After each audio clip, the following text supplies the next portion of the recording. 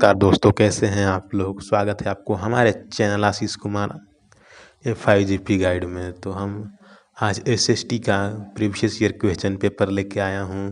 तो अगर आप इस चैनल पे नए हैं तो लाइक और सब्सक्राइब कीजिए। तो ये आपके लिए काफ़ी इम्पोर्टेंट होने वाला है एग्ज़ाम के लिए। तो वीडियो को पूरा देखिए। ये है ओरिजिनल जैक द्वारा पूछा गया क्वेश्चन पेपर, जो कि 2016 का है। आप यहाँ पे देख सकते हैं। तो कैसा कैसा क्वेश्चन पेपर आएगा, इसके लिए वीडियो को पूरा देखिए।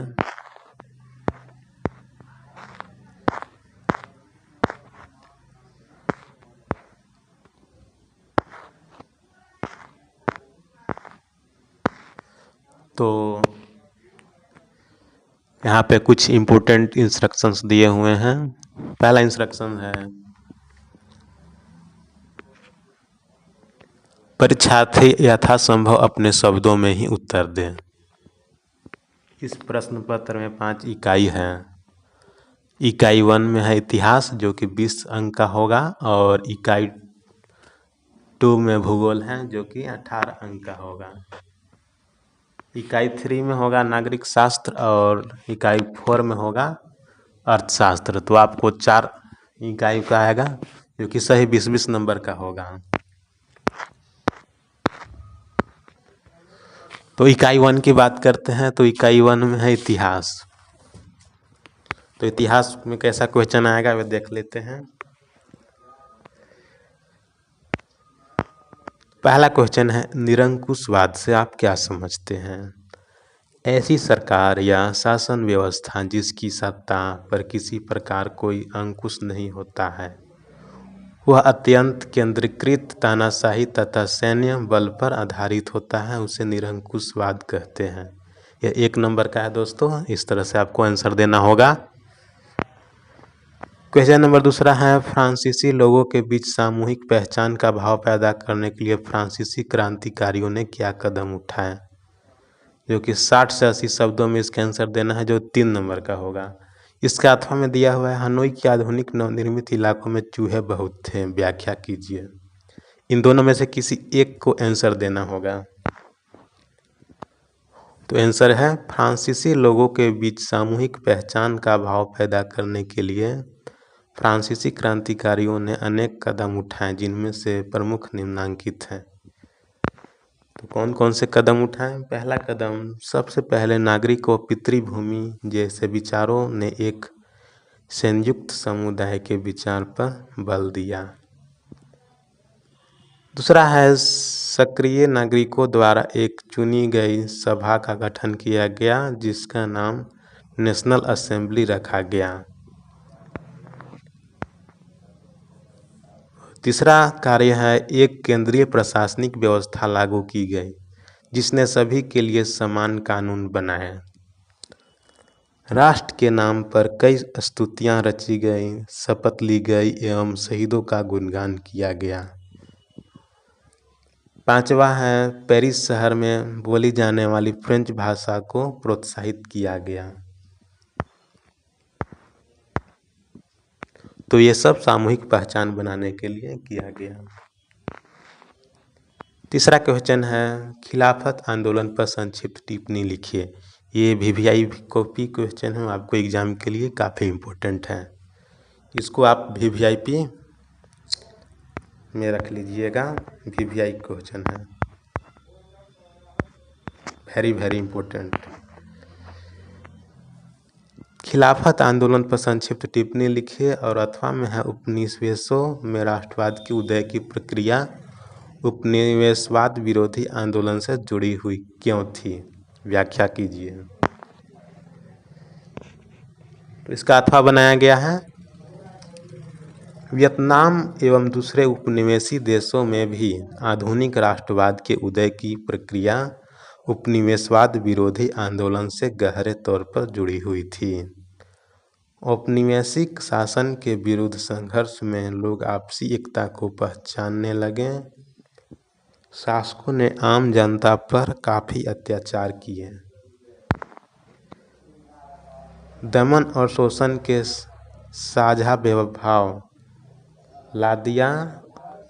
सभी समुदाय आपसी एकता को पहचानने लगे और सभी अपने के लिए स्वतंत्रता चाहने लगे।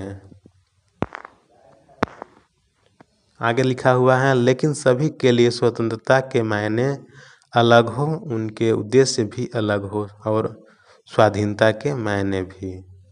वे किसी विशेष जाति, धर्म या संस्कृति के लोगों के लिए स्वतंत्रता चाहते थे। गांधी जी के नेतृत्व में कांग्रेस ने इन समुदायों को एक किया, परंतु इस एकता में टकराव के बिंदु भी नहीं थे।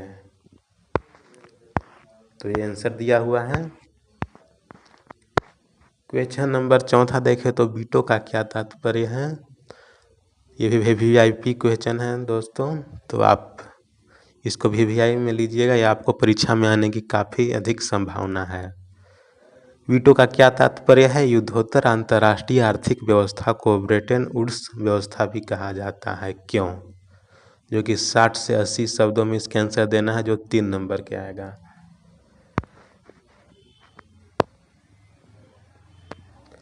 वीटो का तात्पर्य है निषेधाधिकार।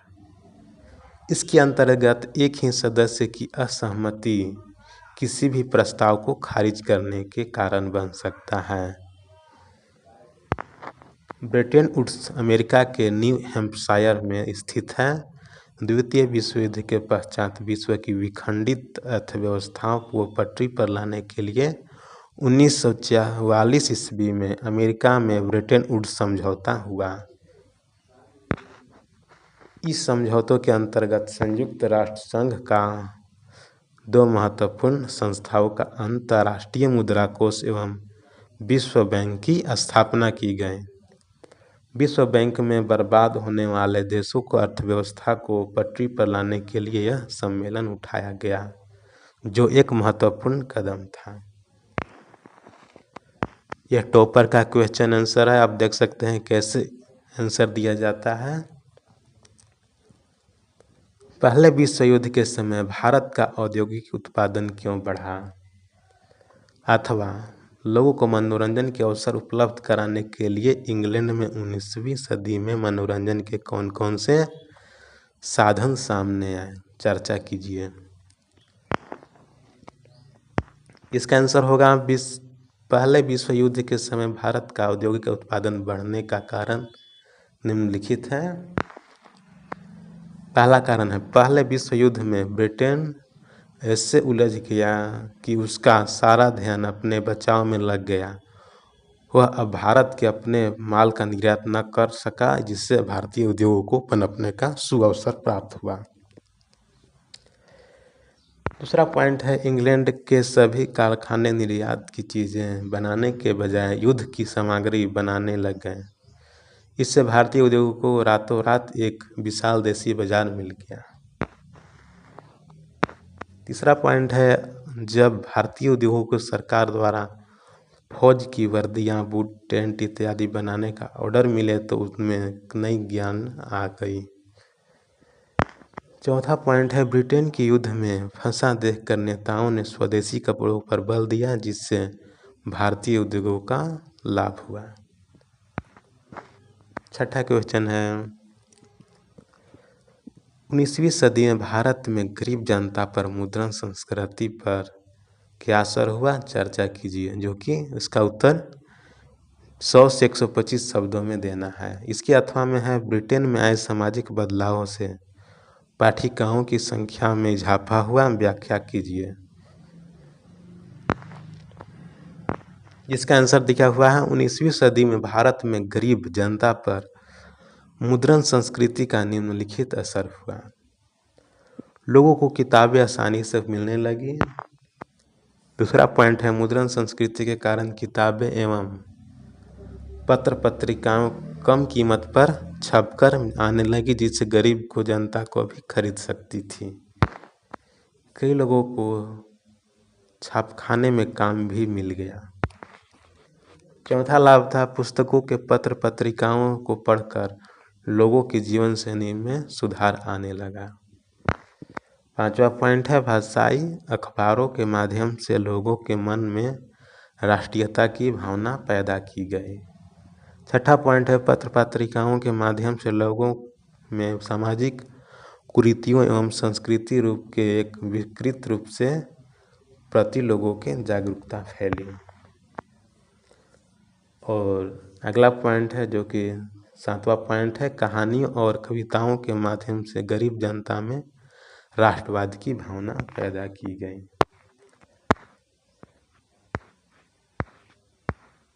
ये छठा क्वेश्चन था। तो आप पॉइंट बाय पॉइंट लिखिएगा तो अच्छे नंबर आने की संभावना है। 7वां क्वेश्चन है, दिए गए विश्व रेखा मानचित्र में निम्नलिखित स्थानों को दर्शाइए। पहला लंदन और दूसरा है यूरोप। तो यह मानचित्र है, तो यहाँ पे दर्शाया गया है लंदन यहाँ पर है और यूरोप यहाँ पे, जो कि आप बिंदु के माध्यम से देख सकते हैं। ये 2 नंबर का था। दूसरा इकाई है इकाई 2, जो कि भूगोल के आएगा क्वेश्चन। तो भूगोल में कौन कौन से क्वेश्चन आते हैं वो देखते हैं। लौह अयस्क किस प्रकार का संसाधन है? तो लौह अयस्क एक अनवीकरणीय योग्य संसाधन है जिसकी एक बार खत्म होने के बाद फिर से उत्पन्न नहीं हो सकता, उसे अनवीकरणीय संसाधन कहते हैं। 9वां क्वेश्चन है, निम्नलिखित में कौन सा उस कृषि प्रणाली को दर्शाती है जिसमें एक ही फसल एक लंबे चौड़ाई क्षेत्र में उगाई जाती है? तो इसका आंसर होगा रोपण कृषि। 10वां क्वेश्चन है, झारखंड में स्थित कोडरमा निम्नलिखित में से किस खनिज के अग्रणी उत्पादक है? तो अभ्रक के लिए अग्रणी उत्पादक है। 11वां क्वेश्चन है, उद्योग पर्यावरण को कैसे प्रदूषित करते हैं? 60 से 80 शब्दों में उत्तर दें। अथवा में है, परिवहन एवं संचार के साधन किसी देश के जीवन रेखा और अर्थव्यवस्था को क्यों कहे जाते हैं? दोनों में से किसी एक को बनाना है, तो एक को बनाया गया है, यहाँ पे देख सकते हैं। उद्योग पर्यावरण को निम्नलिखित प्रकार से प्रदूषित करते हैं। पहला है वायु प्रदूषण। उद्योगों से निकलने वाले धुएं एवं जहरीली गैसों से वायु प्रदूषित हो जाती है। कार्बन मोनोऑक्साइड एवं सल्फर डाइऑक्साइड के फैलने से अवांछनीय तत्वों का सांद्रता वायु में बढ़ जाती है। दूसरा है जल प्रदूषण होता है। उद्योगों के कार्बन डाइऑक्साइड और अकार्बनिक अपशिष्ट जल एवं कचरे के नदियों में बहा देने से जल प्रदूषित हो जाता है। तीसरा है भूमि प्रदूषण होता है, जो कि भूमि प्रदूषण उद्योगों के कूड़े कचरे का भूमि में अधिक समय तक पड़े रहने से भूमि का उपजाऊ समाप्त हो जाता है। और चौथा है ध्वनि प्रदूषण। उद्योगों से निकलने वाले शोर और ध्वनि प्रदूषित हो जाती है। 12वां क्वेश्चन है, जल दुर्लभता क्या है, इसके मुख्य कारण क्या है? जो कि आंसर इसका देना है 100 से 125 शब्दों में, जो 4 नंबर के आएगा। यह भी VVI क्वेश्चन में है।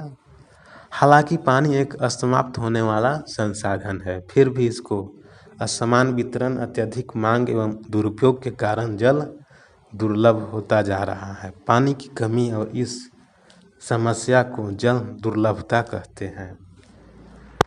तो जल दुर्लभता के निम्नलिखित कारण हैं।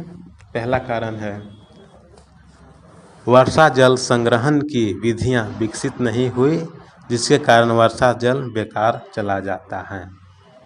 वर्षा जल का केवल 8.5% ही उपयोग में लाया जाता है।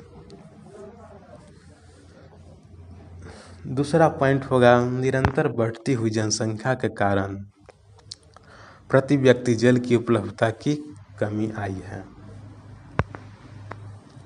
तीसरा पॉइंट है, लगातार बढ़ते हुए उद्योगों के कारण जल का अत्यधिक उपयोग हो रहा है।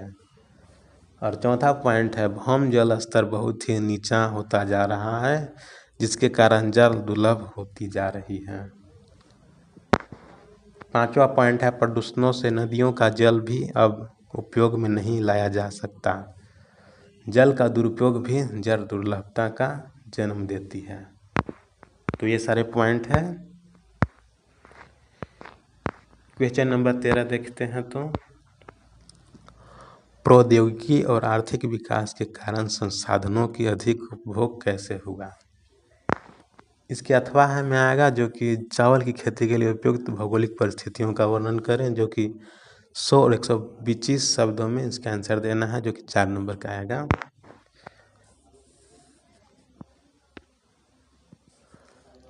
प्रौद्योगिकी और आर्थिक विकास के कारण संसाधनों का अधिक उपभोग निम्न प्रकार हुआ।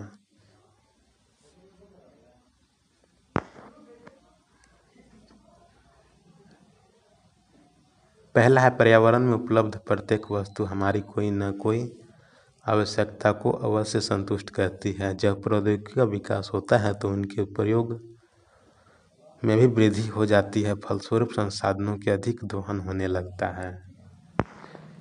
दूसरा पॉइंट दिया हुआ है प्रौद्योगिकी और आर्थिक विकास परस्पर संबंधित होते हैं, अतः इनके कारण संसाधनों का अत्यधिक उपयोग होता है। तीसरा पॉइंट है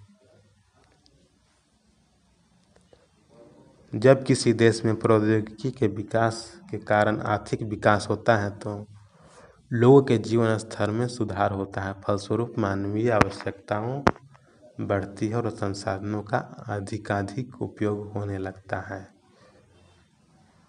चौथा पॉइंट है आर्थिक विकास का विभिन्न प्रकार के संसाधनों का अतिदोहन करने के लिए प्रेरित करता है, जिससे उनका दुरुपयोग भी हो जाता है। तो ये पॉइंट थे।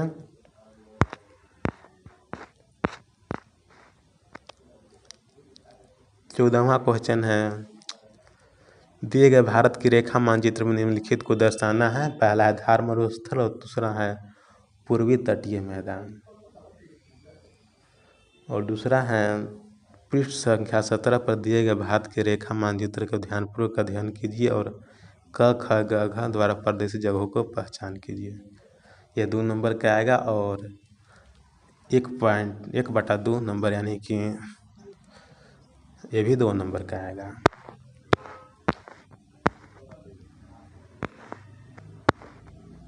थार मरुस्थल कहाँ पे स्थित है आप देख सकते हैं, यहाँ पर दर्शाया गया है। ये हो गया थार मरुस्थल और ये है पूर्वी तटीय मैदान।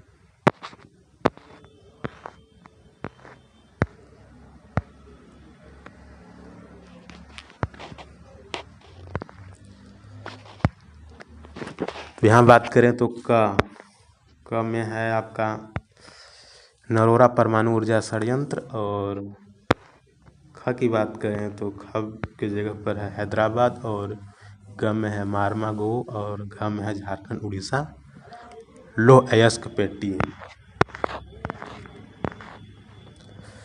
तीसरा इकाई में आते हैं और तीसरा इकाई नागरिक शास्त्र का है, इसे सिविक्स भी कहते हैं।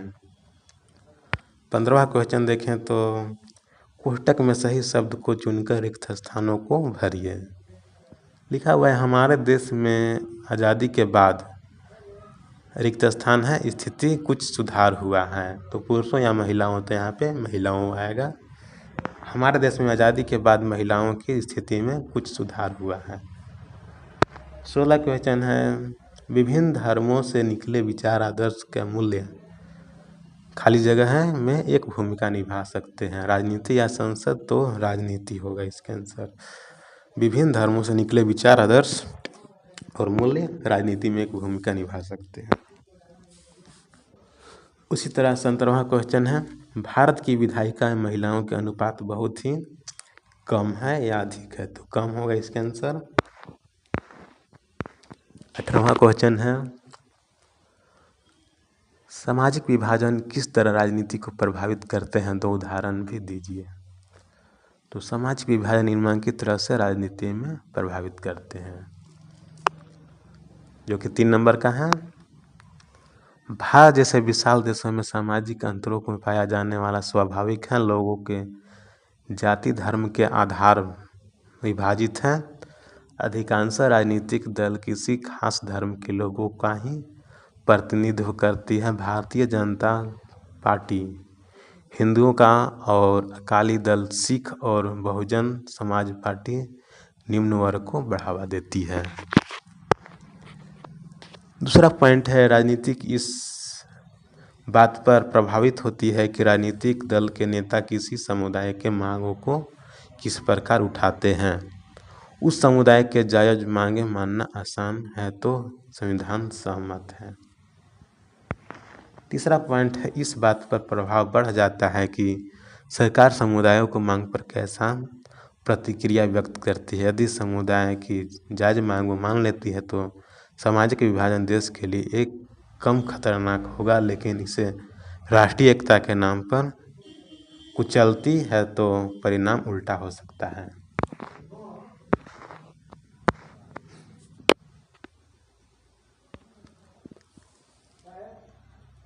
19वां क्वेश्चन है श्रीलंका में सत्ता की साझेदारी की व्यवस्था पर चर्चा करें।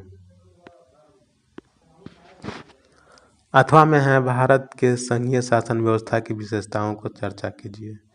तो यहाँ पे अथवा बनाया गया है जो कि 4 नंबर के हैं। भारत की संघीय शासन व्यवस्था की विशेषताएं निम्नलिखित हैं। पहला विशेषता है भारत में शक्ति का बंटवारा विधायिका, कार्यपालिका और न्यायपालिका में कर दिया जाता है। इसे क्षैतिज वितरण कहते हैं।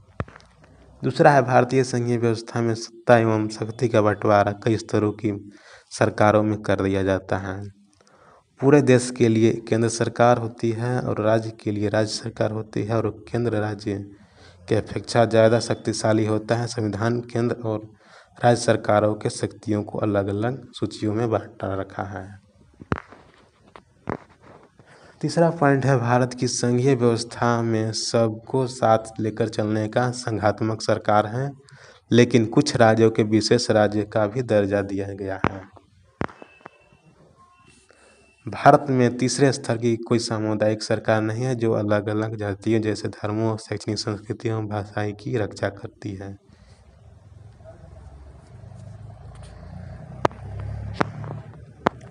बीसवां क्वेश्चन है जो कि वीवीआई क्वेश्चन है। दबाव समूह और राजनीतिक दल में क्या अंतर है। इसका अथवा में है राजनीतिक दल अपना कामकाज बेहतर ढंग से करे, इसके लिए उन्हें मजबूत बनाने के 2 सुझाव दीजिए। तो दबाव समूह और राजनीतिक दल में निम्नलिखित अंतर होते हैं। पहला अंतर है दबाव समूह का एक छोटा संगठन है जबकि राजनीतिक दल एक बड़ा संगठन है। दूसरा अंतर है दबाव समूह एक अराजनीतिक संगठन है जबकि राजनीतिक दल एक राजनीतिक संगठन है। तीसरा है दबाव समूह का उद्देश्य अपने हितों को मांगों को मनवाना होता है जबकि राजनीतिक दल का उद्देश्य सत्ता प्राप्त करना होता है। चौथा अंतर होगा दबाव समूह चुनाव में भाग नहीं लेते, वे अपने सदस्यों के चुनाव में खड़ा नहीं करते और विधानमंडल में नहीं भेजते, जबकि राजनीतिक दल चुनाव में भाग लेते हैं और चुनाव में अपने उम्मीदवार को खड़े करते हैं। पांचवा अंतर होगा एक व्यक्ति एक समय में कई दबाव समूहों को सदस्य हो सकता है, किंतु राजनीतिक दल एक समय में एक ही राजनीतिक दल का सदस्य हो सकता है। 21वां क्वेश्चन है लोकतंत्र और नागरिकों के बीच आय की असमानता को कम नहीं कर सकता। इस कथन के पक्ष में 2 तर्क दीजिए। और इसका अथवा में है भारत में लोकतांत्रिक अधिकारों की चर्चा कीजिए, जो कि 4 नंबर का है। इन दोनों में से किसी एक पर बनाना है। तो अथवा बनाया गया है, आप देख सकते हैं। भारत में लोकतांत्रिक अधिकार निम्नलिखित हैं। समानता का अधिकार, स्वतंत्रता का अधिकार, धार्मिक स्वतंत्रता का अधिकार, सार्वभौमिक अधिकार, उसको डिस्कस कर दिया गया है। और चौथा इकाई है अर्थशास्त्र, जिसको इकोनॉमिक्स कहते हैं। 22वां क्वेश्चन है प्रति व्यक्ति आय से आप क्या समझते हैं, जो कि वीवीआई क्वेश्चन है। जब किसी देश का कुल आय का कुल जनसंख्या से भाग दी जाती है तो उसे प्रति व्यक्ति आय कहती है।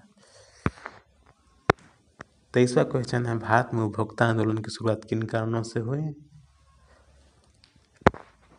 यहाँ पे दिया हुआ है बड़े पैमाने पर खाद्य पदार्थों को खाद्यान्नों की कमी, जमाखोरी, कालाबाजारी एवं खाद्य पदार्थों को मिलावट के कारण भारत में उपभोक्ता के आंदोलन की शुरुआत 1960 दशक में शुरू हुई।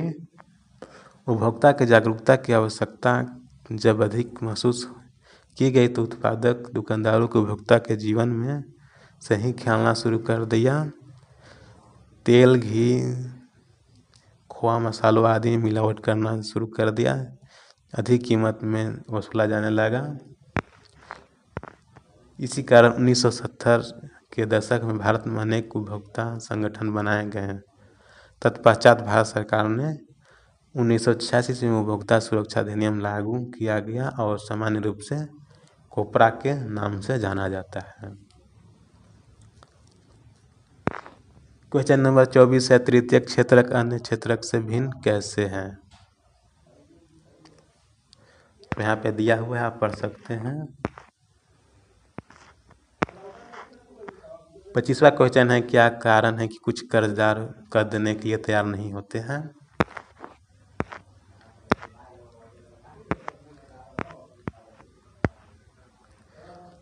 तो कैसा लगा वीडियो? अगर वीडियो अच्छा लगा और तो लाइक और सब्सक्राइब कीजिए। मिलते हैं एक नए वीडियो में एक नए प्रीवियस ईयर क्वेश्चन के साथ। तब के लिए धन्यवाद। जय हिंद, जय भारत।